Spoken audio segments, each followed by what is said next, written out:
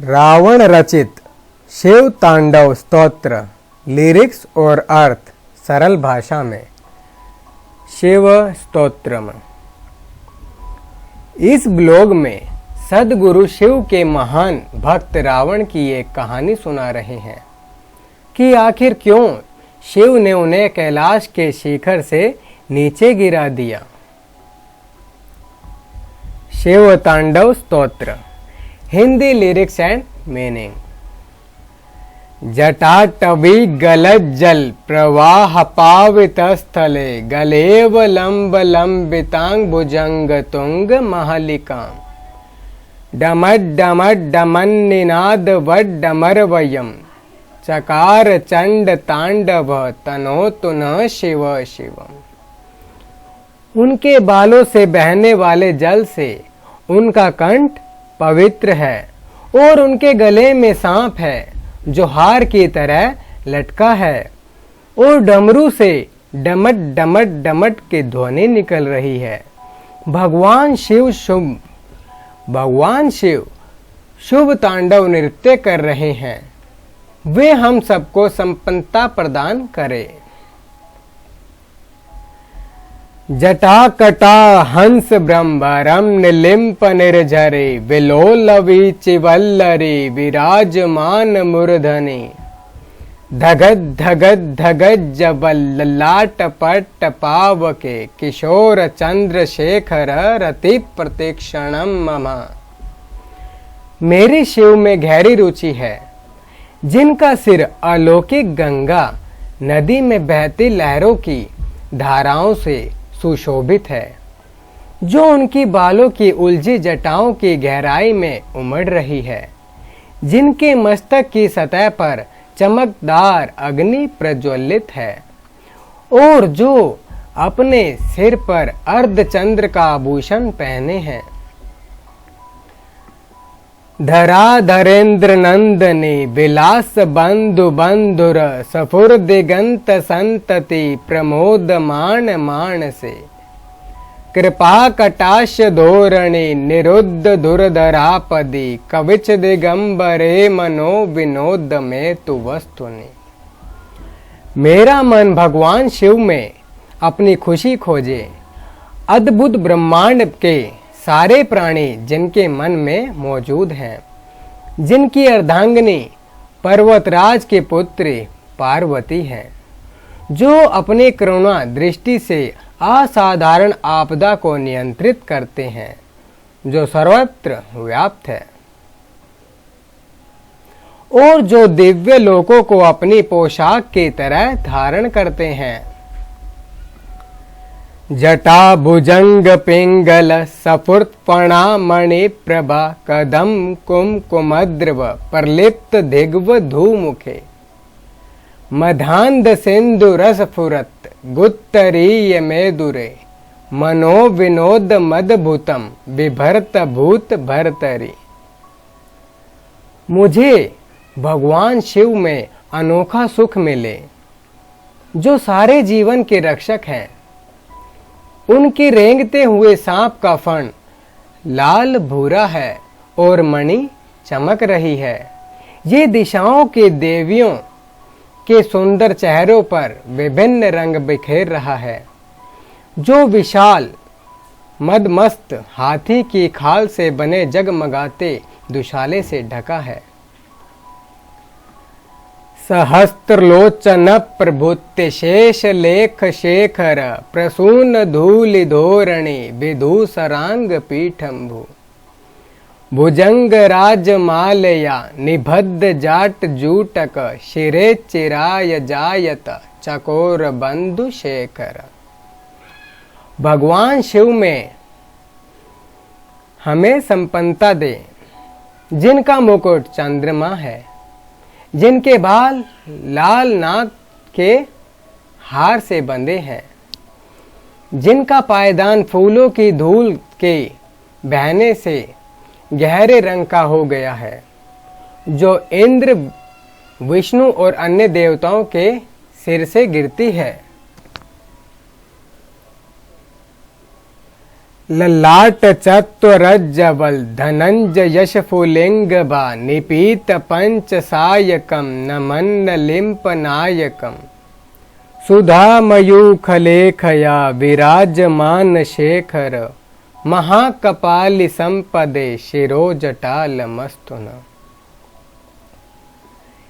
शिव के बालों की उलझी जटाओं से हम सिद्धि की दौलत प्राप्त करें, जिन्होंने कामदेव को अपने मस्तक पर जलने वाली अग्नि की चिंगारी से नष्ट किया था, जो सारे देवलोकों के स्वामी द्वारा आदरणीय हैं, जो अर्धचंद्र से सुशोभित हैं।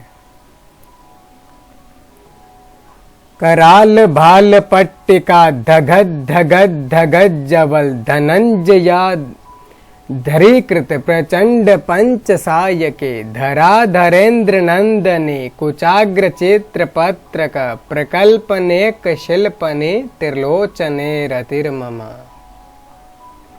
मेरी रुचि भगवान शिव में है, जिनके 3 नेत्र हैं, जिन्होंने शक्तिशाली कामदेव को अग्नि को अर्पित कर दिया। उनके भीष्ण मस्तक की सतह डगद डगद की ध्वनि से चलती है। वे ही एकमात्र कलाकार हैं जो पर्वत राज के पुत्री पार्वती के स्तन के नोक पर सजावटी रेखाएं खींचने में निपुण हैं।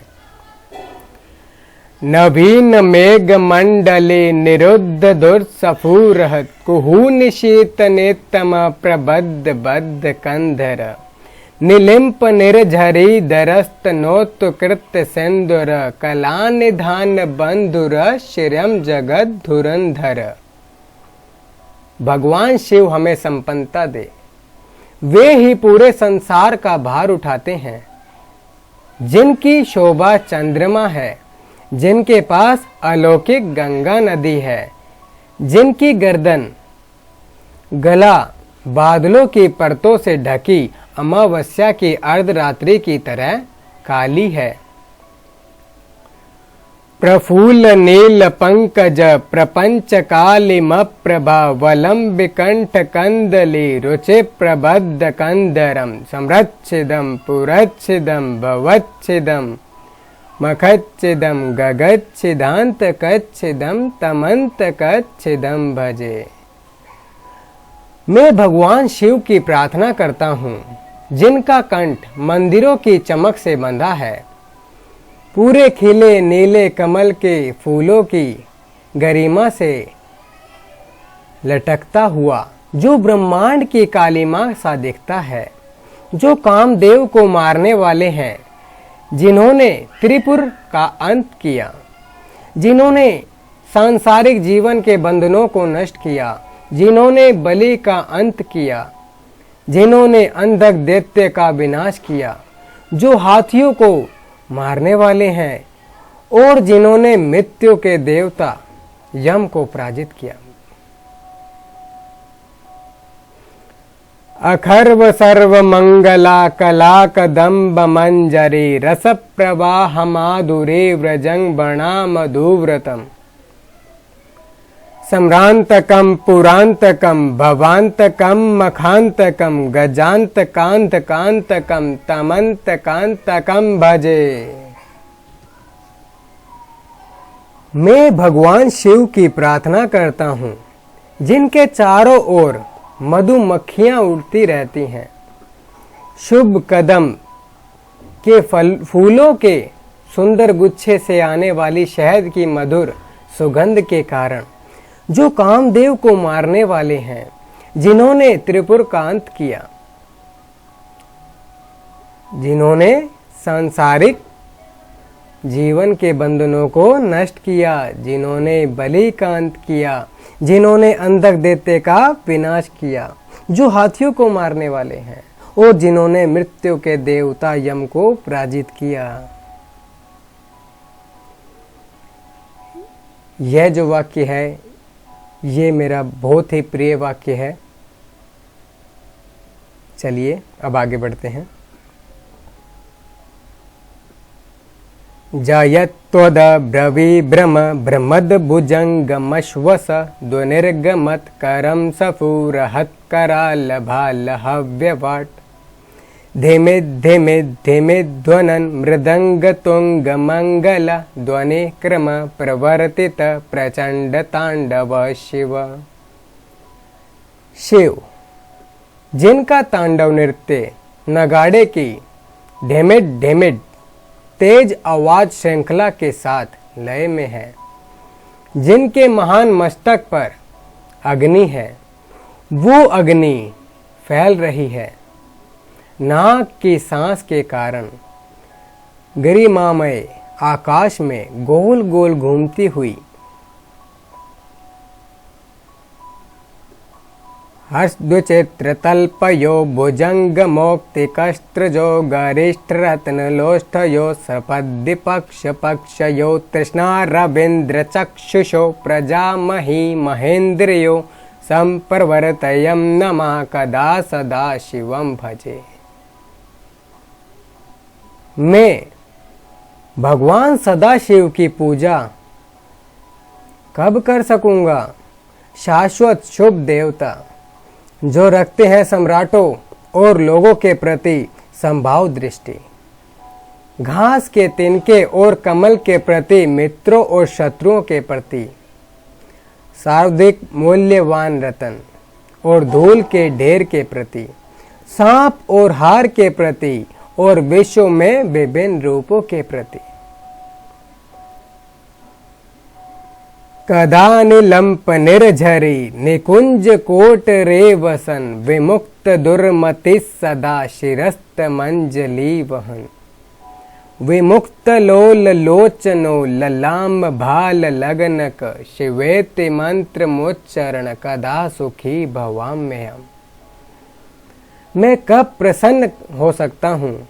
अलौकिक नदी गंगा के निकट गुफा में रहते हुए अपने हाथों और हर समय बांध कर अपने सिर पर रखे हुए, अपने दूषित विचारों को धोकर दूर करके शिव मंत्र को बोलते हुए, महान मस्तक और जीवंत नेत्र वाले भगवान को समर्पित।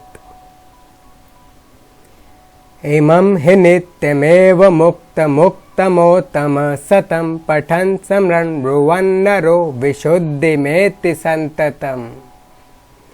हरे गुरो सुभक्तिमाशु याति नान्यथा गति विमोहनं हि देहिना शुशंकरस्य चिन्तनम्। विमोहनं हि देहिना शुशंकरस्य चिन्तनम्। इस स्तोत्र को जो भी पढ़ता है, याद करता है और सुनता है, वह सदैव के लिए पवित्र हो जाता है और महान गुरु शिव की भक्ति पाता है। इस भक्ति के लिए कोई दूसरा मार्ग या उपाय नहीं है, बस शिव का विचार ही ब्रह्म को दूर कर देता है। सद्गुरु रावण शिव का महान भक्त था और उनके बारे में अनेक कहानियां प्रचलित हैं। एक भक्त को महान नहीं होना चाहिए, लेकिन वह एक महान भक्त था। वह दक्षिण से इतनी लंबी दूरी तय कर के कैलाश आया। मैं चाहता हूं कि आप बस कल्पना करें, इतनी लंबी दूरी चल के आना तो, और वो शिव की प्रशंसा में स्तुति गाने लगा। उसके पास एक ड्रम था जिसकी ताल पर उसने तुरंत ही 1008 छंदों की रचना कर डाली, जिसे शिव तांडव स्तोत्र के नाम से जाना जाता है। उसके इस संगीत को सुनकर शिव बहुत ही आनंदित व मोहित हो गए। रावण गाता जा रहा था और गाने के साथ साथ उसने दक्षिण की ओर से कैलाश पर चढ़ना शुरू कर दिया। जब रावण लगभग ऊपर तक आ गया और शिव उसके संगीत में मंत्र मुग्ध थे, तो पार्वती जी ने देखा कि एक व्यक्ति ऊपर आ रहा था। अब ऊपर शिखर पर केवल 2 लोगों के लिए ही जगह है। तो पार्वती ने शिव को उनके हर्षोन्माद से बाहर लाने की कोशिश की। वे बोली, वो व्यक्ति बिल्कुल ऊपर ही आ गया है। अब ऊपर शिखर पर केवल 2 ही लोगों के लिए जगह है। तो पार्वती जी ने शिव को उनकी खुशी से, जो मतलब खुशी से वो तांडव कर रहे थे, उनसे बाहर लाने की कोशिश की। वे बोली, वो व्यक्ति बिल्कुल ऊपर आ गया है, लेकिन शिव अभी भी संगीत और काव्य की मस्ती में लीन थे। आखिरकार पार्वती उनको संगीत के रोमांच से बाहर लाने में सफल हुई। और जब रावण शिखर तक पहुंच गया तो शिव ने उसे अपने पैर से धक्का मारकर नीचे गिरा दिया। रावण कैलाश से दक्षिण मुख से फिसलते हुए नीचे की ओर गिर गया।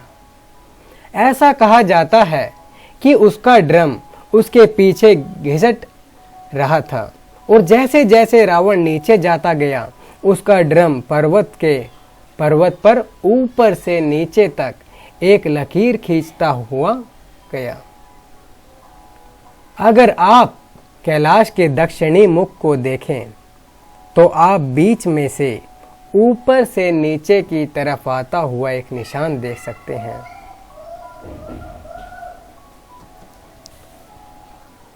कैलाश के एक मुख और दूसरे मुख के बीच में अंतर या भेदभाव करना ठीक नहीं है, लेकिन कैलाश का दक्षिण मुख हमें ज़्यादा प्रिय है, क्योंकि अगस्त्य मुनि कैलाश के दक्षिणी मुख में विलीन हो गए थे। तो ये शायद सिर्फ एक दक्षिण भारतीय पक्षपात है कि हमें कैलाश का दक्षिणी मुख ज़्यादा पसंद है, और मुझे लगता है कि यह सबसे ज़्यादा सुंदर है। ये सबसे ज़्यादा श्वेत भी है, क्योंकि वहाँ बहुत ज़्यादा बर्फ है। कई तरीकों से इस मुख में सबसे ज़्यादा तीव्रता है, लेकिन बहुत ही कम लोग हैं जो कैलाश के दक्षिण मुख की ओर जा सकते हैं। ये बहुत ही दुर्गम है और वहाँ पहुँचना कम लोगों के लिए संभव है, क्योंकि इसका मार्ग अन्य मुखों की तुलना में बहुत ज़्यादा कठिन है और कुछ खास तरह के लोग ही वहाँ जा सकते हैं। तो दोस्तों, जो आज मैंने आपको बताया वो है शिव तांडव स्तोत्रम, जो रावण द्वारा रचित है। अगर आपको ये वीडियो पसंद आई हो तो इसे लाइक, शेयर और चैनल को सब्सक्राइब करना ना भूलें, ताकि आगे भी आपको ऐसे